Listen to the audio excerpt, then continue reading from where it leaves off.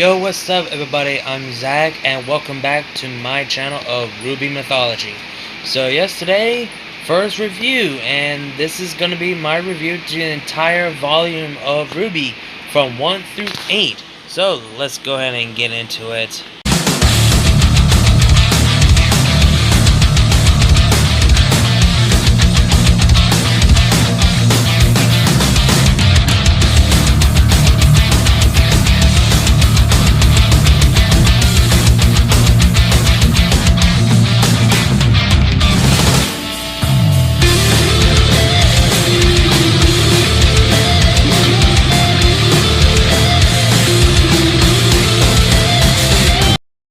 But before we get into the topic that y'all are here for, make sure you guys subscribe, like, share, and comment, and turn on the notification bell for more RWBY content. That means a lot to me that you guys want to see more of my RWBY content on this channel. And there's something I need to address before we get to the actual topic. I forgot to mention that I was gonna do a compilation of my RWBY review. But sadly that's not going to happen, so I might as well just be myself to do review for Volume 1 through 8, because when I tried to download Volume 7 review on my Critias channel, it couldn't cooperate it with me, so I decided to say fuck it and decided to be myself, do review of Volume 1 through 8, and I'm going to try my best not to talk about much of the volume, especially Volume 7 and 8, because there's a lot I want to go in depth to it. So yeah, I'm not gonna waste any time. Let's just go ahead and get into the topic that you guys are here for. So Volume 1.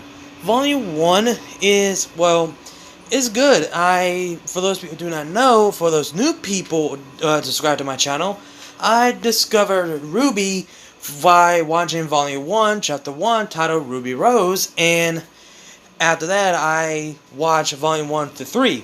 Until I've been finally caught up to Volume 4, before it actually came out. And, Volume 1 was really good and well start of the series, and I love the characters, I love the weapon, etc. And you can't hate the first volume, because it's the beginning of the series, so it had all began. And I have rewatched RWBY, all volumes, multiple times, and whenever I watch Volume 1, it shows how far that the animation has come to this day, and see how the characters have grown to this day. It's just make you feel like old when you rewatch Volume 1. So that's pretty much how I feel. Meeting Ruby, Blake, Yang, and Weiss was interesting characters, but the one that I didn't like about Volume 1 is the final episode, where they change Weiss' character development or personality, that she accepts Blake who she is. I just don't like that. And for those people who do not know, I actually made a video on my Critias channel. If you guys cannot find it, I might make a video of it in the future about, why I hate they change Weiss' character personality, how she hates the fondness way quickly in Volume 1 at the ending.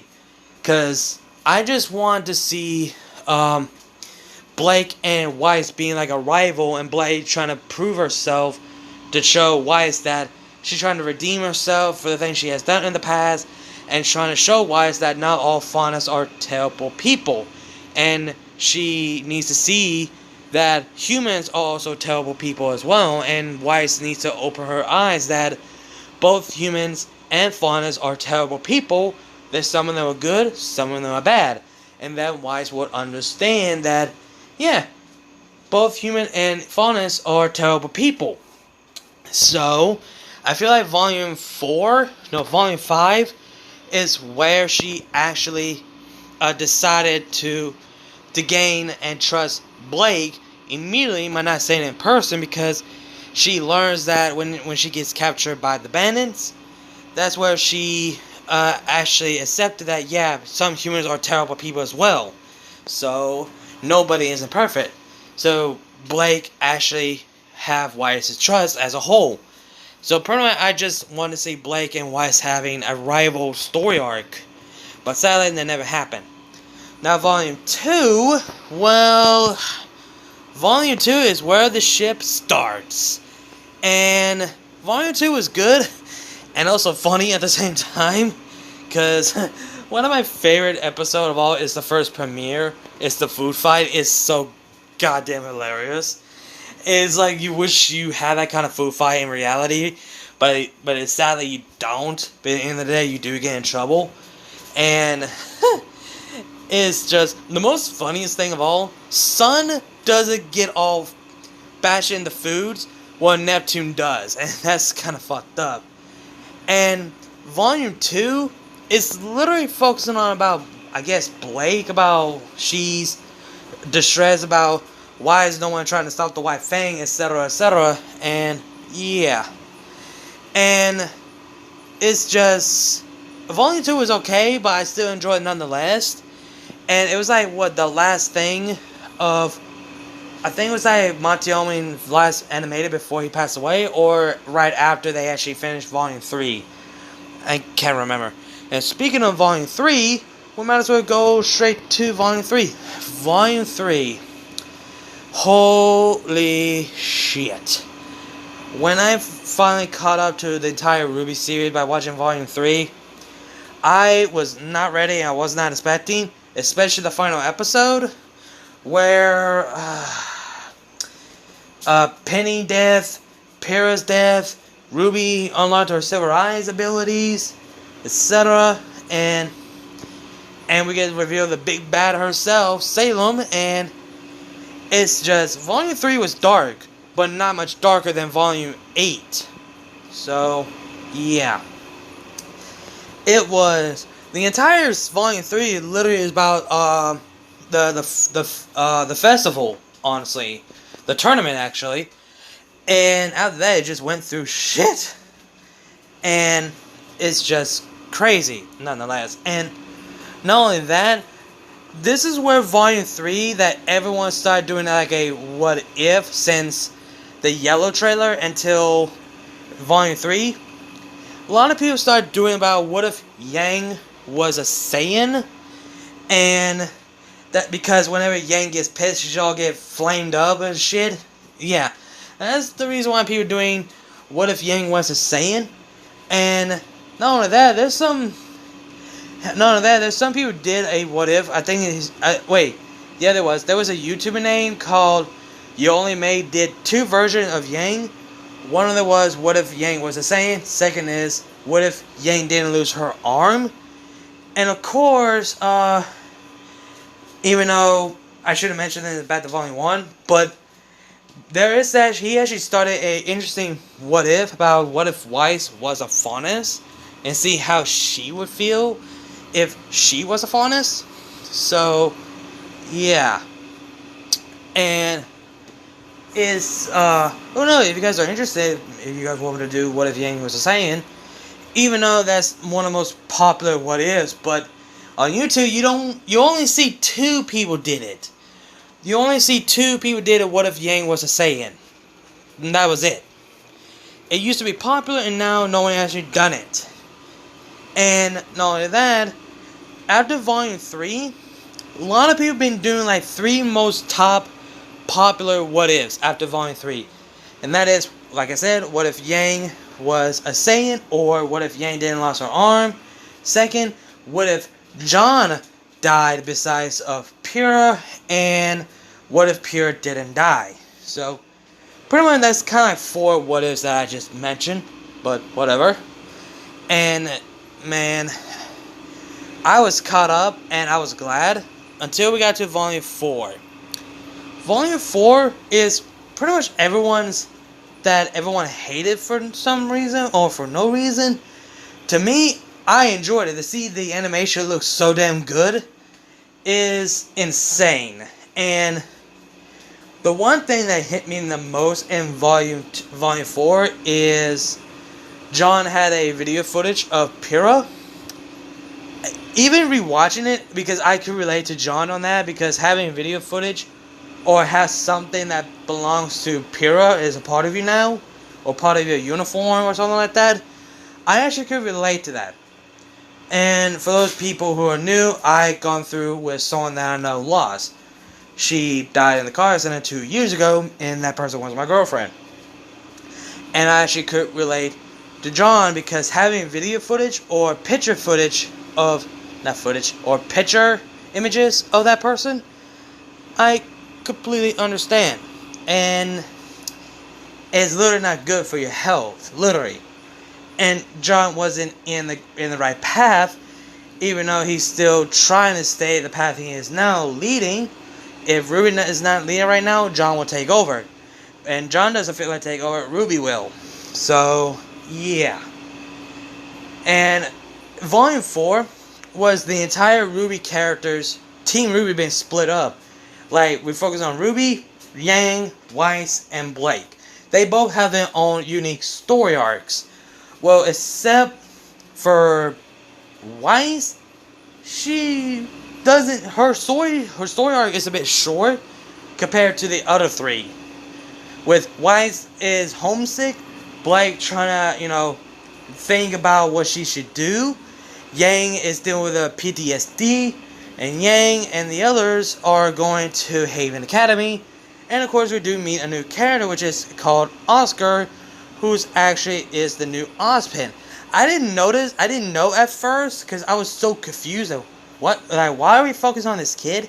And who the hell is talking to? And why that voice sounds so familiar? Until the ending of Volume 4, when Crow said, "It's good to see you again, Oz." I was like, wait, Ozpin? I was so confused. I have so many questions. Until we got to Volume 5. Oh wait, no, before we get to Volume 5, the Knucklevein and revealed and actually shows Ren and Nora's backstory. I was not expecting they would do a backstory between Ren and Nora, honestly, and see that whole village gets destroyed by the Knucklevein, and we see Ren how he will struggle about Kuriyuri, and also we learn about more about Nora's past, about when the Grim attack her mother left her, and that's what we heard from Volume 8. So yeah. And now we're getting to Volume 5. Damn it, I forgot to mention it again. In Volume 4, Crow got poisoned by a new threat named Tyrion, and we meet Wants and Hazel. I forgot to mention that. God damn it. And also, we see what happened to Cinder, that she lost an arm, got a Grim arm, and also lost an eye. Like, what kind of damage that Silver Eye did to her? Literally. Now we're gonna get to Volume 5. Volume 5 is just almost becoming Volume 3 all over again. Almost. And of course, Oscar do meet Team Ranger, and then we find out more about Ozpin reincarnation, that it was cursed. And of course we get almost the entire Team RWBY reunited, that Weiss gets captured by the bandits, Yang goes to find her mother, and both Weiss and Yang reunited, and both of them reunited with Ruby, so almost the entire RWBY are back together. They need Blade to come back. And of course, Lionheart has been gave out all the information to Cinder, all the huntsmen and huntresses in the kingdom. And this Volume 5 got a little bit intense a bit, and whew, it was literally, especially with Raven is the Spring Maiden, which I lost my shit. I was not expecting Raven being the Spring Maiden, like goddamn. And we got the first Maiden fight, which was insane, to say the least. And of course the entire Team RWBY are back together, so that was good. And we got to see the first relic in person, like, okay, what kind of relic does it look like? And the first relic we saw was Relic of Knowledge. It is about, well, it's freaking like a lamp, so yeah. And now we're getting to Volume 6, because the next mission, it gets the lamp to Atlas. Now Weiss has to go back home, something that she doesn't like. And that's been part of the meme, that, oh, when they hear the word Atlas, yeah, Weiss, there was a meme that Weiss like, great, I just left home. She was not happy when we got to volume 6. And, oh yeah, there's another thing I want to mention. Thanks to Emerald, who used her illusion ability, her semblance, show what Salem looks like, they both shit in their pants. And not only that, I forget. Oh yeah, Weiss almost died. I was caught off guard because I was not expecting, but she didn't die, and John unlocked his aura that kept Weiss alive. Like, damn. And it was insane. And also we got the conversation between mother and daughter, Raven and Yang moment. Was goddamn personal and damn realistic, because there's a lot of people who've gone through that kind of shit before. So, yeah. And now let's get into volume 6. That holy shit! Volume 6, I was not prepared, especially episode 3.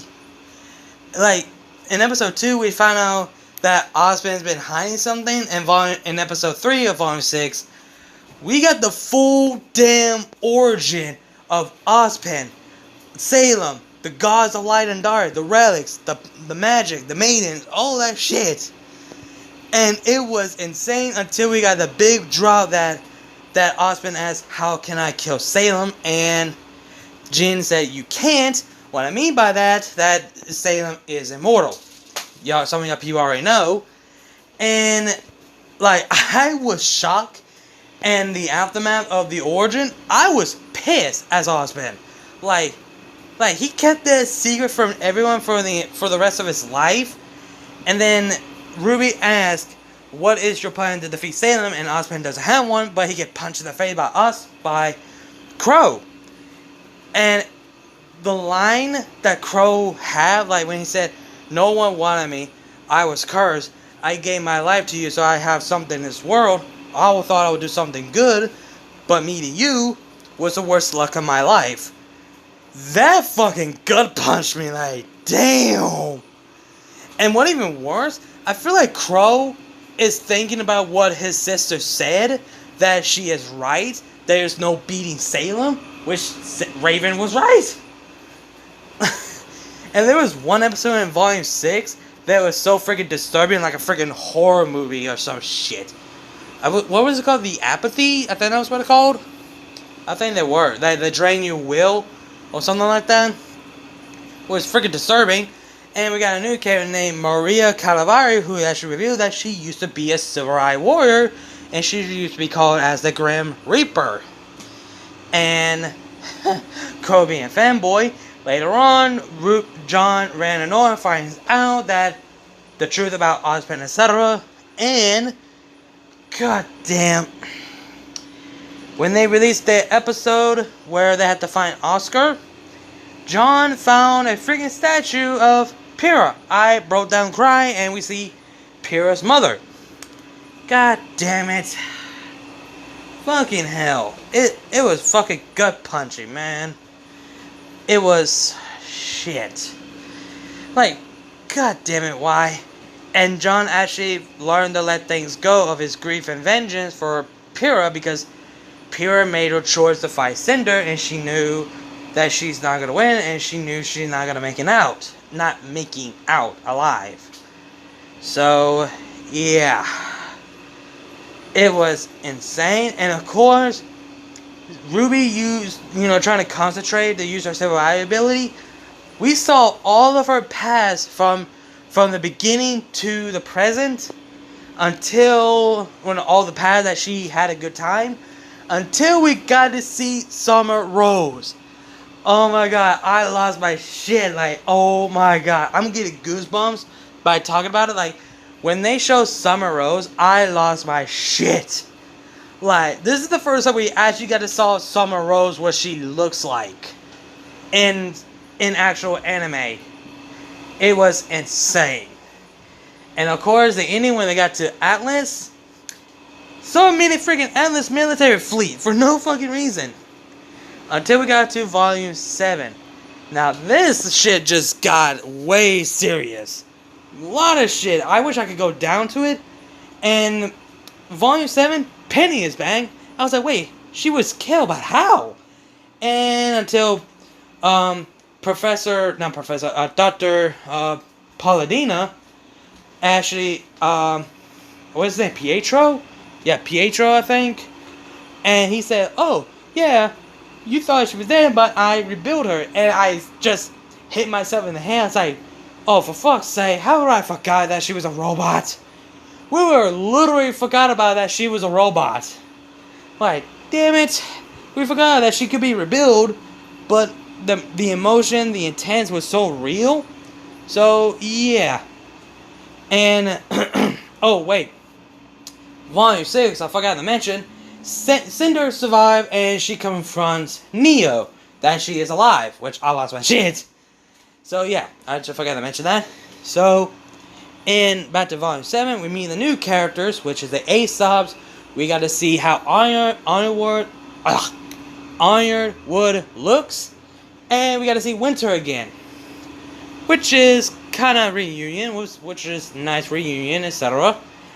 And, man, everything just went to shit. Entire Team RWBY, the new Team Juniper, aka new Team Alpine or Team Orange, got their hero license, well, except Oscar. And, oh boy, the half of it just went through shit.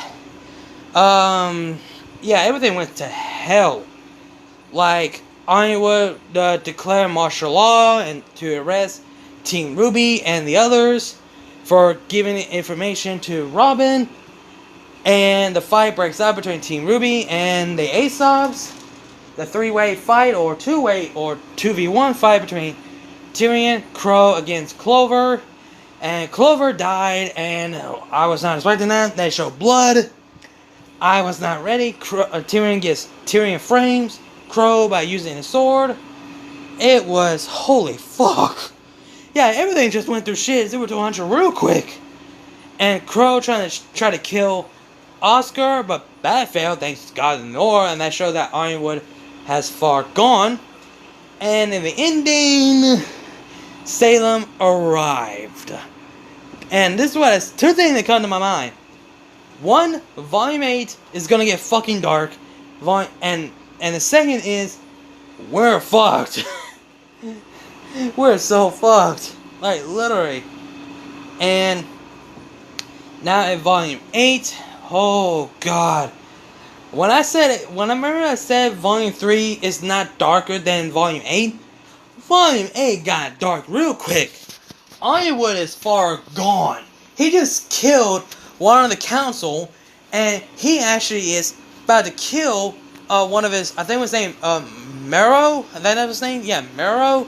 For that he's lost hope and lost trust to Ironwood because he trusted him. He joined the military to help people between both Atlas and Mantle. And Ironwood is far gone that he wants to bomb Mantle if Penny doesn't come back to open the vault for the relic of creation.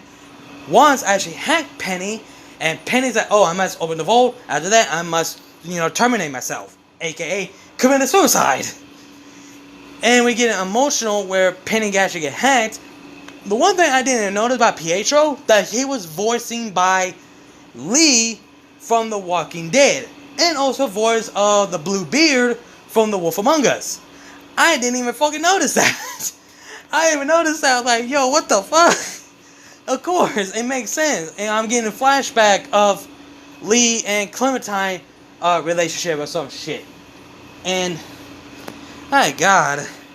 And, after that, we don't see Pietro or Maria anymore. We gotta see Maria fight against Neo, and Neo gets her ass kicked. And it's just like, damn, like, it's insane. Give me guys a second. Sorry about that, everyone, but right now I'm back to my room. If you guys hear any like fan or some shit, is my room. I'm trying to keep this room cold as possible, because you know how hot as hell out here. So yeah, but anyway, but like I said, with Volume 8, holy shit, Volume 8 wasn't pretty. There's a lot of things going on. We got like, how should I say this? The entire group decided to split up to help the half crew have the mantle, and the other trying to get the enemy tower contact. And we got Team Yang, Team RWBY, and the most fucked up thing when Yang said, like, RWBY, when we said we'll follow your lead, the thing is, that didn't go well. And that strikes everybody. Like, holy shit, Yang? But, damn. That wasn't my mom. Sorry about that. But, anyway, like I was saying was, it wasn't pretty. It wasn't good. And so, it was insane.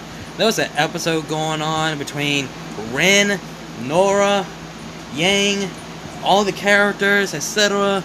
Salem, Cinder, Neo. There's a lot to go in depth to it if you watch Volume 8. There's a lot of things going on. Watts put Cinder in her place, roasting her ass. And, what else? God damn it, I forgot now. Oh, we find out the Hound. The Hound is actually a hybridization of half human, half Grim. What she revealed is actually it's a faunus with silver eye. And that gave us a hint that this is probably what happened to the other Silver Eye Warriors and what happened to Summer Rose. It was completely insane. Everything just went through shit. Like, it was so much, it's hard to explain everything in Volume 8. And of course, Iowa died, Watts died, Shock Shani died, but nobody cares about that. And Penny became an actual human thanks to the Relic of Creation, and she gets killed by Cinder, but later on she gets killed by John because Penny asked John to kill her so the Winter Maiden could go straight to Winter. And the entire Team RWBY falls, and John and Neo also fall. So, yeah. Now we're getting similar to Volume 4. Volume 9 is going to be like similar to Volume 4. If you guys saw the sneak peek for Volume 9, that is in work in progress. Now we got Team RWBY plus John and Neo in their separate story arc. Now in Valkyria, we got Winter, Ren, Nora, Oscar, and Emerald. So we're gonna be focusing on them, and also Aesop's. And I might do a video about how would Crow react of the loss of both of his knees. I might do that as well. So you guys got two interesting videos that'll be coming out for Wise and Crow. Or maybe I might not do Wise because I already just brought it up in here when we talked about Volume 1. So yeah. Volume 9, I am not ready, and yet I'm excited. I'm just ready for the release of the trailer so I can do the breakdown of that. Oh boy, I am not ready for that. I definitely am not ready for Volume 9. And especially doing review for Volume 9. And also, let you guys know, I'm going to have someone to join me for a review for Volume 9. I'm not going to say who. You guys just have to wait. So, yeah. Honestly, I got nothing else to say at this point because this video goes way too long. I got almost 30 minutes. So, I might as well go ahead and end this video here. So, yeah. That is my review from Volume 1 through 8. And, yeah, I honestly have nothing to say. So, I might as well go ahead and sign off here. So, yeah. Peace out. And, as always, keep moving forward. So, outro, play.